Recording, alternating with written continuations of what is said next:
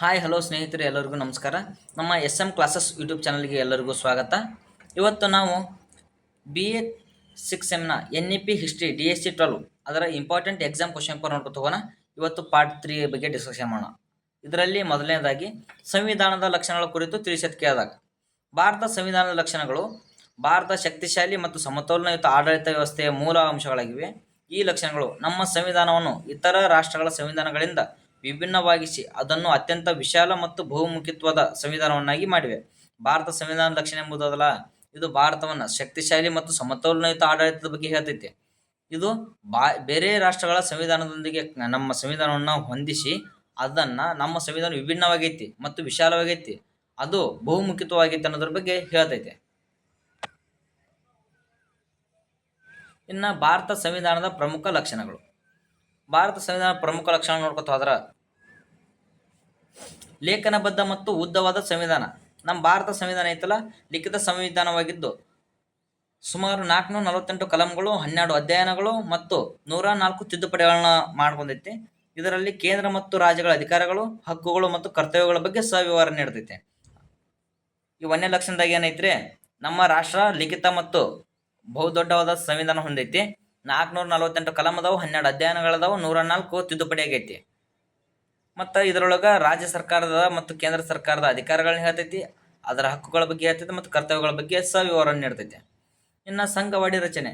ಕೇಂದ್ರ ಮತ್ತು ರಾಜ್ಯಗಳಿಗೆ ವಿಭಜಿತ ಅಧಿಕಾರವಿದೆ, ಆದರೆ ಭಾರತದಲ್ಲಿ ಕೇಂದ್ರ ಸರ್ಕಾರಕ್ಕೆ ಹೆಚ್ಚು ಶಕ್ತಿ ಇದೆ. ಆದ್ದರಿಂದ ಇದನ್ನು ಒಗ್ಗಟ್ಟಿನಲ್ಲಿರುವ ವೈವಿಧ್ಯಮಯತೆ ಎಂದು ಕರೆಯಲಾಗುತ್ತದೆ. ಇನ್ನು ಉಲ್ಲೇಖದ ಪ್ರಕಾರ ನೋಡಿದರೆ ಕೇಂದ್ರ ಪಟ್ಟಿ ಮತ್ತು ರಾಜ್ಯ ಪಟ್ಟಿ ಹಾಗೂ ಮನವಿ ಪಟ್ಟಿ ಅಂದ್ರೆ ಸಮವಿ ಪಟ್ಟಿ ಅಂತ ನೋಡ್ತೇವೆ. ಸಂವಿಧಾನಾತ್ಮಕ ಪರಮಾಧಿಕಾರ.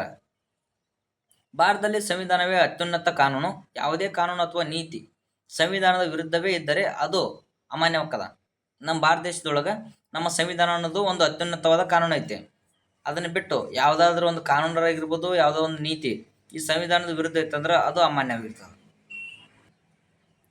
ಇನ್ನು ಸಾರ್ವಜನಿಕ ಪ್ರಭುತ್ವ ನೋಡಿದ್ರೆ, ಜನರು ಪ್ರಭುತ್ವದ ಮೂಲ. ಪ್ರತಿನಿಧಿ ಆಯ್ಕೆ ಮೂಲಕ ಜನರು ಆಡಳಿತದ ಭಾಗವಾಗುತ್ತಾರೆ. ಈ ಸಾರ್ವಜನಿಕ ಪ್ರಭುತ್ವದೊಳಗೆ ಚುನಾವಣೆ ಮೂಲಕ ಪ್ರತಿನಿಧಿಗಳನ್ನ ಆಯ್ಕೆ ಮಾಡ್ತೀವಿ. ಇಲ್ಲಿ ಪ್ರಭುತ್ವದ ಮೂಲ ಯಾರಾಗಿರ್ತಾರ, ಜನರಾಗಿರ್ತಾರ. ಪ್ರತಿನಿಧಿನ ಆಯ್ಕೆ ಮಾಡೋರು ಜನರಾಗಿರ್ತಾರ. ಸಮೃದ್ಧ ಮೂಲಭೂತ ಹಕ್ಕುಗಳು. ನಾಗರಿಕರಿಗೆ ಶಾಶ್ವತವಾದ ಹಕ್ಕುಗಳನ್ನು ನೀಡೈತಿ. ಅದು ಅನುಸೂಚಿ 3ರ ಕಲಂ 12ರಿಂದ 35 ಅವು ಯಾವ್ಯಾವ ಅಂದ್ರೆ ಸಮಾನತೆ ಆಗಿರ್ಬೋದು, ಸ್ವಾತಂತ್ರ್ಯತೆ, ಧರ್ಮದ ಹಕ್ಕು, ಶೋಷಣೆಯಿಂದ ರಕ್ಷಣೆ, ಶಿಕ್ಷಣದ ಹಕ್ಕು, ಹೀಗೆ ಇತ್ಯಾದಿ ಆದಂಥ ನಾಗರಿಕರಿಗೆ ಬೇಕಾದಂಥ ಒಂದಿಷ್ಟು ಶಾಶ್ವತ ಹಕ್ಕುಗಳನ್ನು ನೀಡೈತೆ. ಇನ್ನು ನ್ಯಾಯದ ನಿರ್ದೇಶಕ ತತ್ವಗಳು. ಐರಿಷ್ ಸಂವಿಧಾನದಿಂದ ಅಂದ್ರೆ ಪ್ರೇರಿತವಾಗಿ ಪಡೆದಂಥದ್ದು ಸಾಮಾಜಿಕ ಮತ್ತು ಆರ್ಥಿಕ ನ್ಯಾಯವನ್ನು ಸಾಧಿಸಲು ಸರ್ಕಾರಕ್ಕೆ ಮಾರ್ಗದರ್ಶನ ನೀಡುವ ತತ್ವಗಳು. ಇನ್ನು ಮೌಲಿಕ ಕರ್ತವ್ಯಗಳು. 42ನೇ ತಿದ್ದುಪಡಿ ಪ್ರಕಾರ 1976 ನಡೆದೈತ್ರಿ. ನಾಗರಿಕರು ದೇಶದ ಪರವಾಗಿ ನಿರ್ದಿಷ್ಟ ಜವಾಬ್ದಾರಿಯನ್ನು ಹೊರುವ ಅಗತ್ಯ ಐತಿ. ಅಂದ್ರೆ ನಾಗರಿಕರು ದೇಶದ ಸಲುವಾಗಿ ಒಂದಿಷ್ಟು ಜವಾಬ್ದಾರಿಯನ್ನು ಹೊರಲೇಬೇಕು. ಸಾಕಷ್ಟು ಕಠಿಣ ಮತ್ತು ಸಾಕಷ್ಟು ಸುಲಭ ತಿದ್ದುಪಡಿ ಪ್ರಕ್ರಿಯೆ. ಆರ್ಟಿಕಲ್ 368 ಐದಲ್ರಿ, ಸಂವಿಧಾನವನ್ನು ಸುಲಭವಾಗಿ ತಿದ್ದುಪಡಿ ಮಾಡಕ್ಕೆ ಹೇಳ್ತೈತಿ. ಕೆಲವೊಂದು ವಿಧಿಗಳು ಸುಲಭವಾಗಿ ತಿದ್ದುಪಡಿಸಬಹುದಾದರೆ ಇತರ ಕೆಲವು ಕಠಿಣ ಪ್ರಕ್ರಿಯೆಗಳನ್ನು ಹೊಂದಿವೆ. ಒಂದಿಷ್ಟು ಕಲಂಗಳು ಏನದವು ಸುಲಭವಾಗಿ ಆ ವಿಧಿಗಳನ್ನ ತಿದ್ದುಪಡಿ ಮಾಡಬಹುದು, ಆದರೆ ಕೆಲವೊಂದಿಷ್ಟು ವಿಧಿಗಳನ್ನ ಸಲ್ಲಿಸಿ ತಿದ್ದುಪಡಿ ಮಾಡೋಕ್ಕಾಗಲ್ಲ. ಸ್ವತಂತ್ರ ನ್ಯಾಯಾಂಗ. ನ್ಯಾಯಮೂರ್ತಿಯವರು ನಿಷ್ಪಕ್ಷವಾಗಿ ತೀರ್ಪು ನೀಡುತ್ತಾರೆ. ಸುಪ್ರೀಂ ಕೋರ್ಟ್ ದೇಶದ ಅತ್ಯುನ್ನತ ನ್ಯಾಯಾಲಯವಾಗೈತಿ. ನ್ಯಾಯಮೂರ್ತಿಗಳು ಏನಿರ್ತಾರಲ್ಲ, ಅವರು ಮಾಡದೆ ಅಂದ್ರೆ ನಿಷ್ಪಕ್ಷವಾಗಿ ತೀರ್ಪು ನೀಡಬೇಕು. ಸುಪ್ರೀಂ ಕೋರ್ಟ್ ನಮ್ಮ ದೇಶದ ಅತ್ಯುನ್ನತ ನ್ಯಾಯಾಲಯ ಆಗೈತಿ. ಇನ್ನು ಸಾರ್ವತ್ರಿಕ ಮತ ಹಕ್ಕು. 18 ವರ್ಷ ಮೇಲ್ಪಟ್ಟ ಎಲ್ಲ ಭಾರತೀಯ ನಾಗರಿಕರಿಗೆ ಮತದಾನದ ಹಕ್ಕೈತಿ. ಅದು ಲಿಂಗ, ಧರ್ಮ, ಜಾತಿ ಅಥವಾ ಆರ್ಥಿಕ ಸ್ಥಿತಿಯನ್ನು ಯಾವುದೂ ಕಂಪೇರ್ ಮಾಡಲಾರೆ 18 ವರ್ಷದ ಮ್ಯಾಗ ಯಾವ ಮೇಲ್ಪಟ್ಟಿರ್ತಾನಲ್ಲ ಆ ಎಲ್ಲ ವ್ಯಕ್ತಿನೂ ಅಂದ್ರೆ ನಾಗರಿಕನು ಮತವನ್ನು ಹಾಕುವಂಥ ಹಕ್ಕನ್ನು ಪಡೆದಿರ್ತಾನೆ. ಇನ್ನು ರಾಜ್ಯಪಾಲಿತ ಸರ್ಕಾರ ವ್ಯವಸ್ಥೆ. ಇಂಗ್ಲಿಷ್ ಮಾದರಿಯ ಸಂಸತ್ತು ಹೊಂದೈತಿ. ಇನ್ನು ಪ್ರಧಾನಮಂತ್ರಿಯ ನೇತೃತ್ವದಲ್ಲಿ ಕಾರ್ಯನಿರ್ವಹಣಾ ಶಾಖೆ ಐತಿ. ಇನ್ನು ಉಪಸಂಹಾರ ನೋಡ್ಕೋತಾದ್ರೆ, ಭಾರತದ ಸಂವಿಧಾನವು ಲೋಕಶಾಂತಿ, ಸಮಾನತೆ, ಸಾಮಾಜಿಕ ನ್ಯಾಯ, ಧರ್ಮ ನಿರಪೇಕ್ಷತೆ, ಮಾನವ ಹಕ್ಕುಗಳ ಗೌರವ ಇತ್ಯಾದಿ ಮೌಲ್ಯಗಳ ಆಧಾರದ ಮೇಲೆ ನಿರ್ಮಾಣವಾಗೈತಿ. ಅಂದ್ರೆ ನಮ್ದೇನು ಭಾರತ ಸಂವಿಧಾನ ಐತಲ್ಲ, ಅದು ಲೋಕಶಾಂತಿ ಮಾಡೋದು, ಸಮಾನತೆ, ಸಾಮಾಜಿಕ ನ್ಯಾಯ, ಧರ್ಮ ನಿರಪೇಕ್ಷೆ, ಹೀಗೆ ಎಲ್ಲದರ ಮ್ಯಾಗೂ ಏನೈತೆ ಆ ಎಲ್ಲ ರೀತಿಯ ಮೌಲ್ಯಗಳ ಆಧಾರದ ಮ್ಯಾಗ ನಿರ್ಮಾಣ ಆಗೈತೆ ಅಂತ ಹೇಳ್ತಾರೆ. ಇನ್ನು ಸ್ವತಂತ್ರದ ನಂತರದ ಆರಂಭಿಕ ವರ್ಷಗಳ ಕುರಿತು ತಿಳಿಸಿ ಕೇಳಿದಾಗ, ಭಾರತದ ಸ್ವತಂತ್ರ ನಂತರದ ಆರಂಭಿಕ ವರ್ಷಗಳು ಅಂದ್ರೆ 1947 ಅದರಿಂದ 1964ರವರೆಗೆ ಏನಾಗಿತ್ತಲ್ಲ ಅಲ್ಲಿ ದೇಶದ ರಾಜಕೀಯ, ಆರ್ಥಿಕ, ಸಾಮಾಜಿಕ ಮತ್ತು ಪ್ರಾತಿನಿಧಿಕ ಪರಿವರ್ತನೆಗಳ ಅತ್ಯಂತ ಮಹತ್ವಪೂರ್ಣ ಅಧ್ಯಾಯವಾಗಿದೆ. ಈ ಕಾಲಘಟ್ಟದಲ್ಲಿ ಭಾರತವು ಹೊಸ ರಾಷ್ಟ್ರವನ್ನಾಗಿ ತನ್ನ ಆಯ್ಕೆ ಮಾಡಿದ ಗತಿಯಲ್ಲೇ ಚಲಿಸಲು ಆರಂಭಿಸಿತು. ಅಂದ್ರೆ ಭಾರತ ರಾಷ್ಟ್ರವನ್ನು ಹೆಂಗೆ ಕಟ್ಟಿದ್ರು, ಅದು ಹೆಂಗೆ ನಡೀತು ಅನ್ನೋದ್ರ ಬಗ್ಗೆ ಐತಿ. ಆಗಸ್ಟ್ 1947 ಆಗಸ್ಟ್ 15 ಭಾರತವು ಬ್ರಿಟಿಷರಿಂದ ಮುಕ್ತವಾಯಿತು. ಭಾರತ ಮತ್ತು ಪಾಕಿಸ್ತಾನದ ವಿಭಜನೆ ಭಾರಿ ಮಾನವೀಯ ದುರಂತ, ಲಕ್ಷಾಂತರ ಜನ ಬಲಿಯಾದರು, ನಿರ್ಗತಿಕರಾದರು. ಮೊಟ್ಟ ಮೊದಲ ಗವರ್ನರ್ ಜನರಲ್ ಲಾರ್ಡ್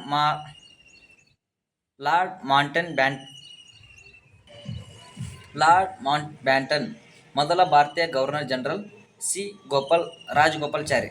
ಅಂದ್ರೆ ಭಾರತದ ಮೊದಲ ಗವರ್ನರ್ ಜನರಲ್ ಯಾರಿದ್ದಾರೆ ಅಂದ್ರೆ ರಾಜಗೋಪಾಲಾಚಾರಿ ಇದ್ದಾರೆ. ಇನ್ನು ಸಂವಿಧಾನ ಮತ್ತು ರಾಜಕೀಯ ಸ್ಥಾಪನೆ ನೋಡಿದರೆ 1947 ಮಧ್ಯಂತರ ಸರ್ಕಾರ ಆರಂಭ ಆಯಿತು.